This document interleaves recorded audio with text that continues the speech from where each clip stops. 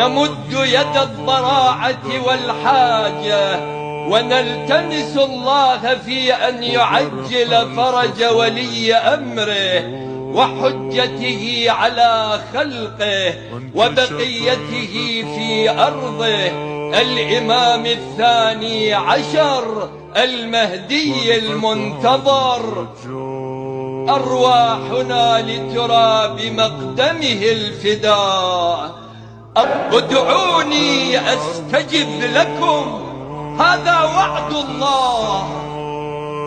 بل نرفع أيدينا للدعاء ونسأل الله تعالى: اللهم عجل لوليك الفرج.